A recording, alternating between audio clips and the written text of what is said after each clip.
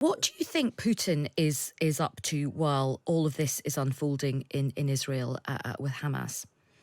Well, about a month ago, Putin seems to have ordered Shoigu, his defense minister, to conduct offensives all along the front in Ukraine, 1,000-kilometer front, 600 miles.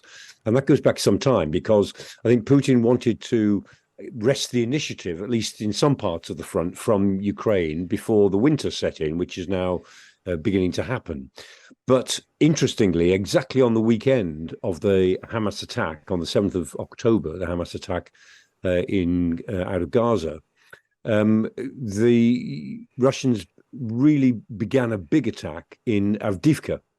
And Avdiivka is quite near to Donetsk. It's only about 15 miles northwest of Donetsk. It's closer to the airport than Donetsk city center. It's like the outlying small city of Donetsk. And the Ukrainians have held it since the beginning of the war. And it's very important for transport purposes. It's the gateway into the southern Donbass. So it does have some real strategic importance.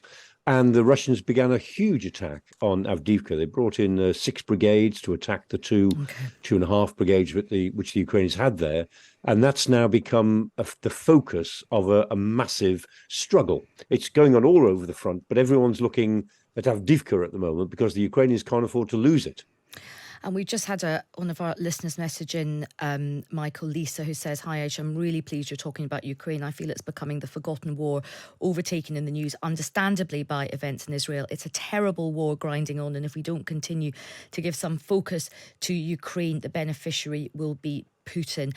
I mean, many people feel that way, Michael. Do you agree that Putin is benefiting from all our attention being placed on Israel? Yeah, for sure.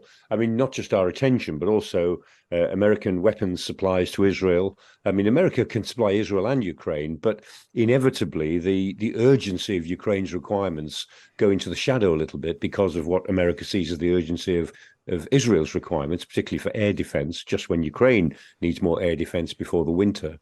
And the point is that, Ukraine has a strategy of trying to throw the Russians out, break through Russian lines, which they haven't yet achieved, and split Russian forces up and throw them out of the territory that they invaded in February last year, and preferably in the territory they invaded back in 2014. But that's a bigger issue.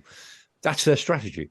The Russian strategy is just not to lose. The Russians have got no strategy other than to stay, just to dig in and stay there on the assumption that the West eventually will just run out of interest in Ukraine and run out of patience, because the West always wants dramatic victories. We want to see victories as the West achieved in 1991 in Desert Storm and so on.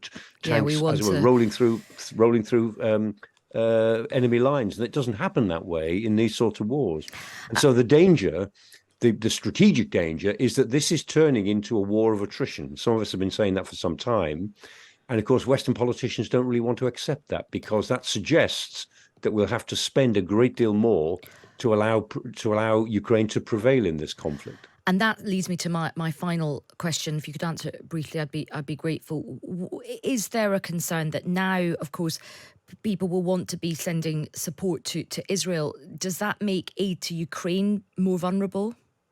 Not in the short term, in terms of the packages it's due to get soon, but in the longer term, it may be over the winter and into next year, when the Ukrainians have really got to win back some territory. It may be important then.